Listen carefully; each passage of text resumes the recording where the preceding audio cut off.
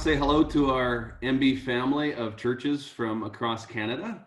My name is Bruce Enns, and I'm the moderator of the Canadian Conference, and I'm here today with familiar faces. You know Elton De Silva, who's our National Director, and I'm also here with JP Hayashida, who is also well known to you folks and has been a great resource to us as a Canadian Conference, and he's been brought in again, and he's helping us with this process. This morning, Elton and JP and I, we want to give some further explanation to some of the things that are going on during this unique time that we live in. All of our lives have changed significantly, and we all know that, and we feel that quite intensely, and we've all had to adapt and to change, and so we've also had to adapt and change some things for our upcoming meetings and our voting processes. So recently you received an email about the AGM National Assembly on June 5th and 6th as a hybrid meeting, and we wanted to explain some of that. We also have documents and links that are going to be in this email and also on the webpage that you can find the details of the things that we're talking about. But also in that email that you received, there was an invitation for church delegates. And so we just want to explain more of what this is all about and some of the changes that are coming at you and at us, and hopefully answer questions that you may have. So first of all, Elton, I want to just ask you, why the AGM and the church delegates again? We've talked about and we've approved the National Assembly, but in the email it talked about a hybrid meeting. It talked about having church delegates come, which is a little bit different than a National Assembly as we have voted in. So can you just explain that language that's in that email? Yeah, well, good morning, good afternoon, good evening, however part of the day you're watching this at. So that's a very good question. I would summarize that question by saying we are living in the in-between times. So although we approved a format of a National Assembly, we did not yet give any legal powers to the National Assembly in our bylaws. To do that, our bylaws would have to have been approved with the National Assembly in it. So what we are doing is then utilizing the existing bylaws, which calls for church delegates to come together, and at the same time inviting the new National Assembly, the Board of Boards, all of these boards that have duly been selected and elected by our churches to also participate in this. So it's a way of honoring the existing, the present bylaws, but also signaling that we also honoring the decision that was made in 2019 at our AGM.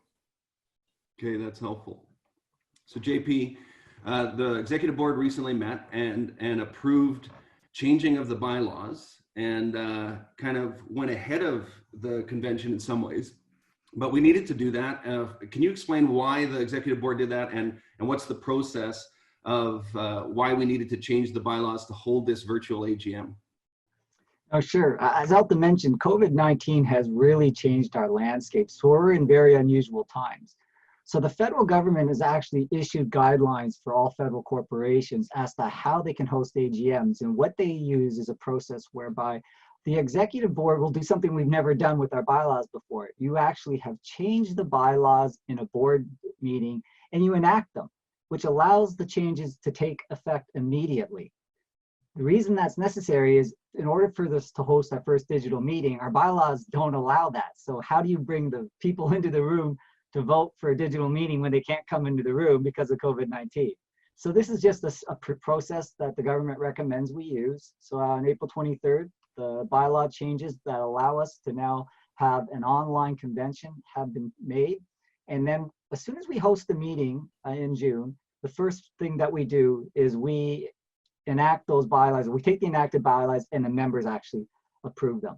And we've created, along with this process, again, following the federal government guidelines, a number of policy documents that really explain clearly and transparently at the very start how everything's going to operate and organize, so that all the churches understand how it's going to be structured, so that they're really confident that the meeting will be held with excellence and that everyone can participate and vote as they would in person. But now we're just going to have to do things the way I think many of us are doing now. It's all through Zoom and online meetings.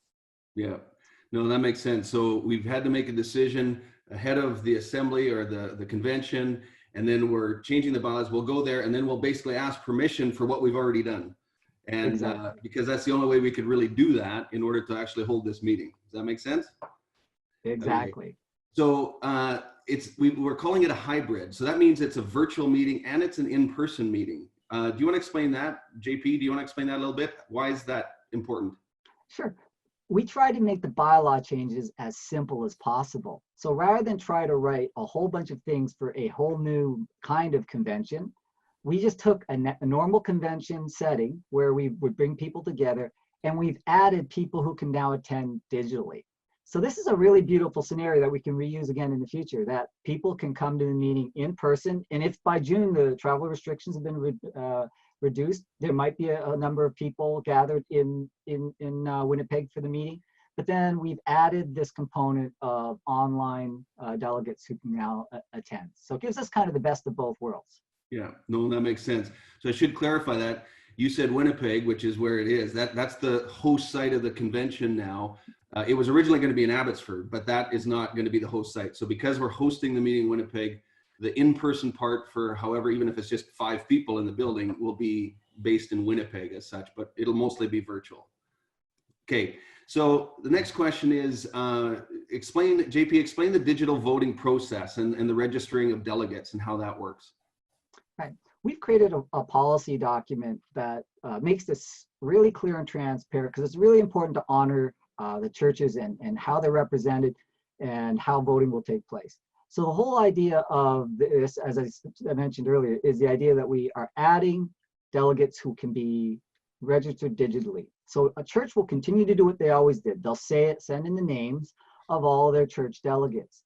If they're going to attend online, they have to send along an email address that we can use to contact them. And every online delegate will have to use a separate device, so their own smartphone or their own computer.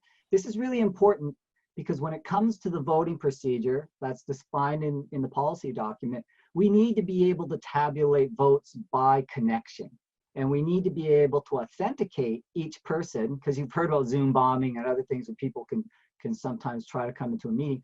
We need to authenticate that each person there is an officially registered delegate from their church, and then we can tabulate all the votes properly, and we'll have a ballot team to do that. So we've set into place some new procedures that allows the people who are in the room to vote as normal by raising your hands or whatever, and then anyone who's online will vote then using the digital processes, and they're all described in the document.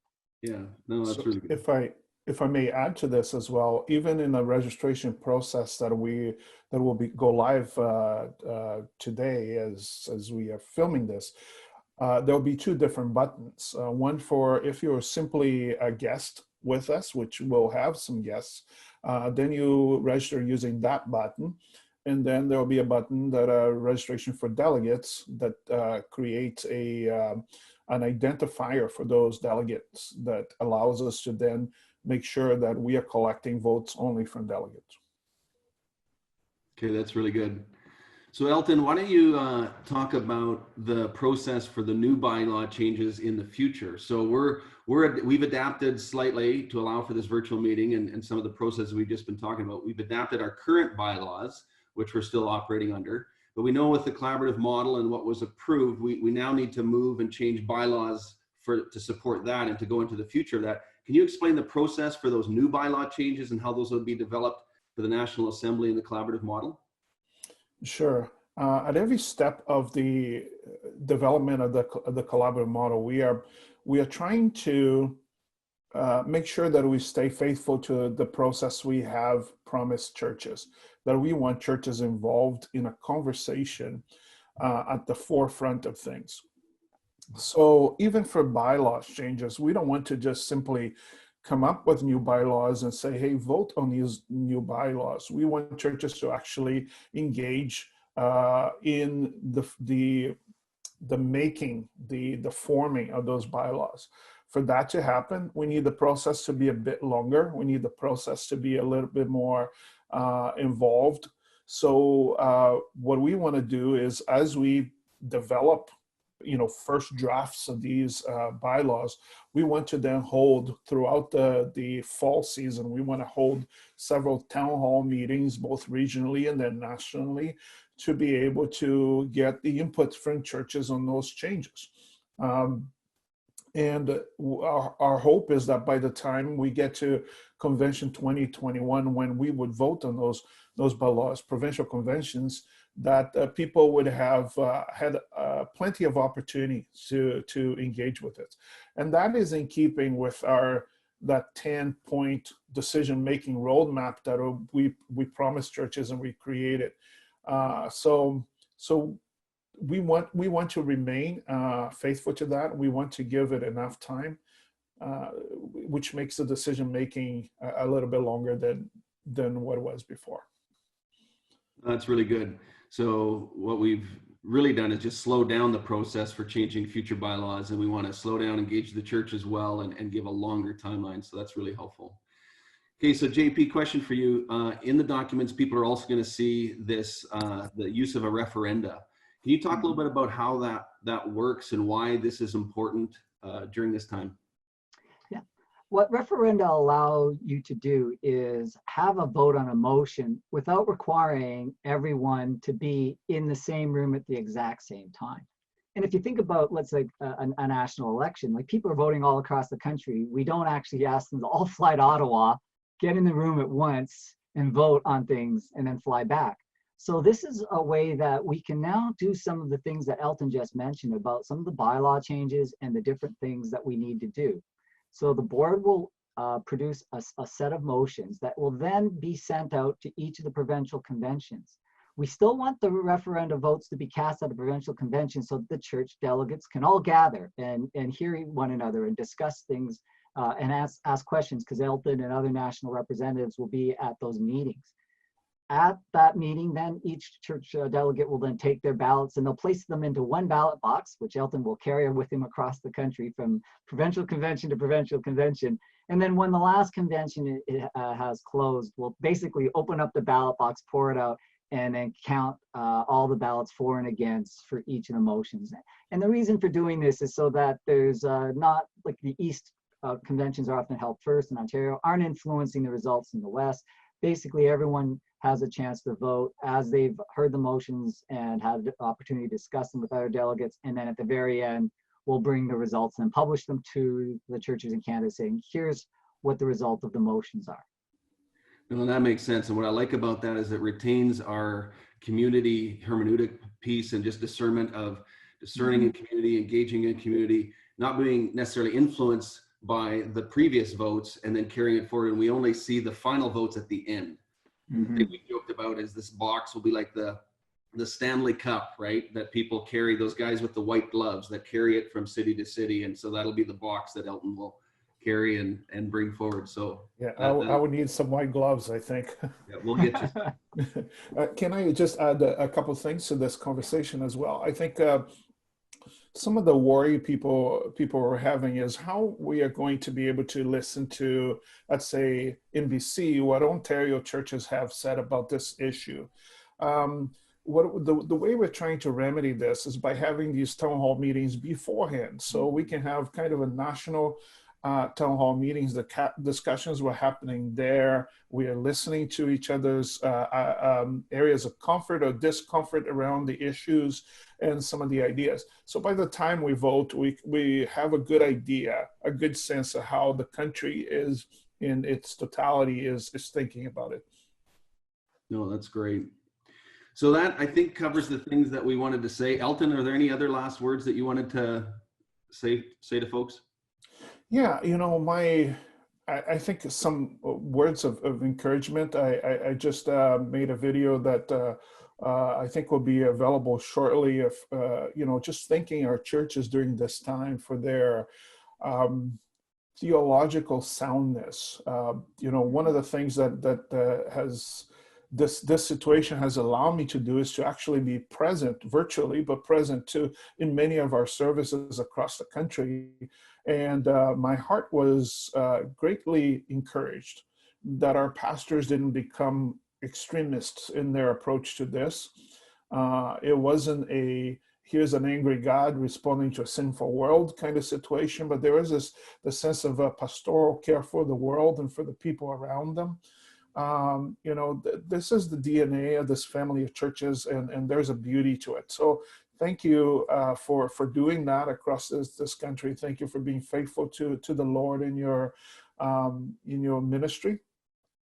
And the second thing I want to say is to invite you. We promised that at the end of April we would have our first quarterly town hall meeting, and we want to do that April 29th, 4 p.m. Pacific time. We will hold our town hall meeting with some updates from Multiply, from the seminary, from the provinces, and from CCMBC. And we'll talk more about things like the AGM National Assembly, this hybrid process we are doing coming up as well. So if you have questions, you'll be able to ask questions at that time. Yeah, that's great. Well, thank you, Elton, and thank you, JP, for answering these questions and engaging. And I hope it's been instructive and helpful for those of you who are listening. And I also want to just say a huge thank you to all of you individuals and also churches. Thanks for continuing to support and to just be an encouragement and your giving both to the conference, to your provincial conferences, and to the kingdom work that God is doing. I know that churches are adapting, as Elton said, and there is so much creativity, and people are proclaiming and living out this gospel of hope in this time. And I think it's a unique opportunity where the church can have more impact than ever before. And we're already seeing evidence of that. And that is just so encouraging. So may God bless you and encourage you during this time and strengthen you day by day. We'll leave it at that. Bye for now.